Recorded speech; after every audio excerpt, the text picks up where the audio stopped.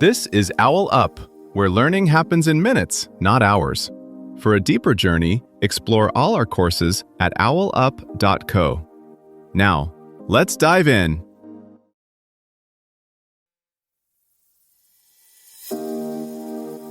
Welcome back to Chapter 2 of Remote Work Mastery, Thrive Outside the Office.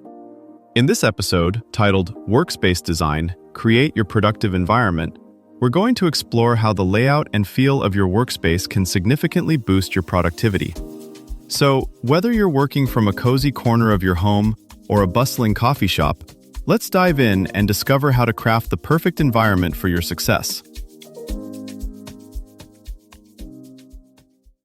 Right now, your chair, screen, and lighting are either quietly boosting your focus or draining it. Research shows a well-designed home setup can lift accuracy by nearly a fifth. You sit down, open your laptop, and within minutes your back tightens and your eyes burn. That's fixable. Most people tweak their workspace by guesswork. Raise the chair a bit, slide the laptop, hope it feels better. The data is far less casual. In controlled studies, adjusting just 3 variables, desk height, screen position, and lighting, cut musculoskeletal complaints by over 50% and bumped task performance by roughly 15 to 20%. That's not a new app or a productivity hack. It's a one-time redesign that keeps paying you back every workday. In this episode, you'll turn your current setup into a deliberate system. You'll dial in desk and chair height so your joints stay neutral, set up your screens to reduce neck flexion and eye strain, and use temperature, color, and sound to support deep work. You'll also create clear zones so your brain stops associating any flat surface with work. The goal?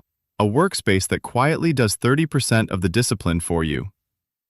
Most people stop after adjusting chair and monitor, but the research goes further.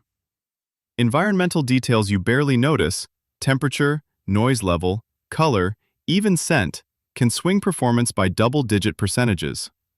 At 72 to 77 degrees Fahrenheit, 22 to 25 degrees Celsius, error rates drop sharply.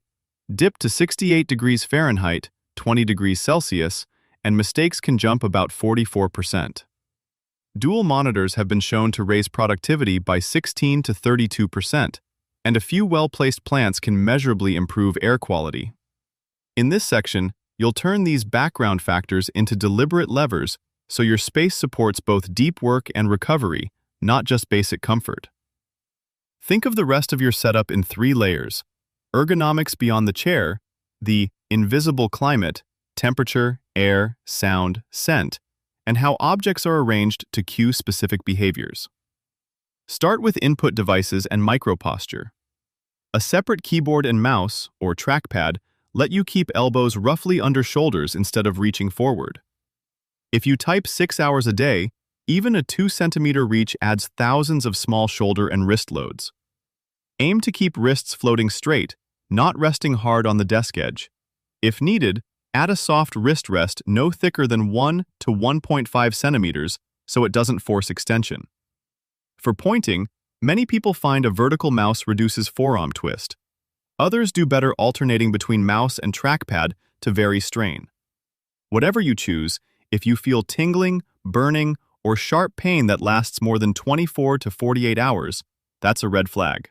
Change the device, position, or schedule short breaks every 25 to 30 minutes. Next, control the environment you can't see. Since performance drops when temperatures stray from the 72 to 77 degrees Fahrenheit, 22 to 25 degrees Celsius band, use a cheap digital thermometer and test. If you're routinely below 70 degrees Fahrenheit, 21 degrees Celsius, add a small space heater with a thermostat. If you're above 78 degrees Fahrenheit, 26 degrees Celsius, introduce a quiet fan and lighter clothing layers. For air quality, a compact HEPA filter rated for at least the cubic footage of your room is a practical baseline. Run it on low all day instead of cycling it on high. Add 1 to 3 hardy plants, snake plant, pothos, spider plant, within a 1 to 2 meter radius of where you breathe most. They won't replace filtration, but they do add humidity and micro rest points for your eyes. On sound, Decide your default mode instead of reacting all day. If your ambient noise regularly spikes above 55 decibels, easy to check with a phone app, build a focus stack. Noise-canceling headphones plus 1 or 2 sound options that reliably keep you in flow for 60 to 90 minutes. Brown noise, cafe soundscapes, lyric-free playlists around 60 to 80 BPM. Reserve podcasts and lyrical music for low-stakes tasks to prevent attention fragmentation. Finally, design your spatial layout to reduce decision fatigue. Create at least 2 distinct zones, even within a tiny room, a deep work zone and a light work or admin zone. That can be as simple as laptop on a stand with external keyboard for deep work, and laptop alone at a different angle on the same table for email and calls. Keep only the tools you use daily within arm's reach. Move everything else at least 1 to 2 arms lengths away. This 50 to 100 centimeter separation is enough that you must stand or lean significantly to grab something, which naturally limits impulsive multitasking. Use small containers, one for writing tools, one for tech accessories, one for paper, so that every item has a home. The goal isn't aesthetic minimalism. It's lowering the number of micro-choices your brain makes per hour, so more bandwidth goes into the work itself. At Dropbox's remote first transition, one engineer tracked his output before and after a deliberate workspace redesign. By timing a standard code review task for 10 days, he saw reviews per hour jump from 2.3 to 3.0 once he added a second 24-inch monitor, a compact 60% keyboard, and a small notes-only area on the left side of his desk. That's roughly 30% more throughput without longer hours. Try a similar mini-experiment. Pick one repeatable task, change a single element like adding a 10 by 15 centimeter sticky note zone or shifting reference material to a tablet, and measure over 5 to 7 days. Clinicians use controlled changes like this to titrate medication. You're doing the same with furniture and tools. One writer I coached shaved 18 minutes off a 90-minute drafting block by moving her printer 3 meters away and using a paper tray that holds only 20 pages. Fewer interruptions, fewer quick checks, more finished work. Regulators are treating workspace design less as a perk and more as a health intervention. Expect employers to offer stipends tied to measurable outcomes. For example, a €300 setup grant unlocked only if you complete a short ergonomics module and upload photos for review. Insurers may reward validated setups with 3 to 5% lower premiums. Smart desks and chairs will log posture data. If slouching exceeds 25% of your day, software could trigger nudges or even pause notifications until you reset position. Treat this redesign as an ongoing trial, not a one-time project. Every 2 to 4 weeks, adjust one variable, chair angle, plant placement, sound profile, and track a single metric, like time to finish a 1-hour task or error count.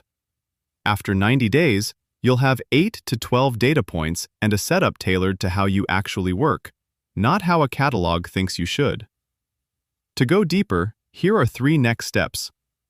First, pick one focus zone in your workspace and rearrange it following Cal Newport's deep work principles. Clear the surface except for your laptop, a single notebook, and noise-blocking headphones.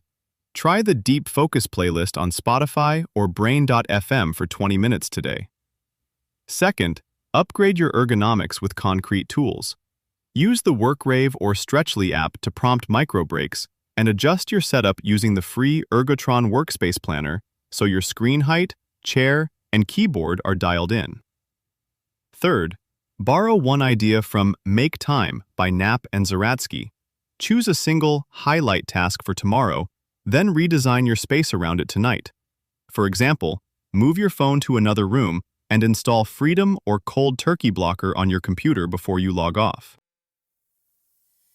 This was OwlUp, your daily step forward. To keep learning with structured courses and more insights, go to owlup.co. Until tomorrow!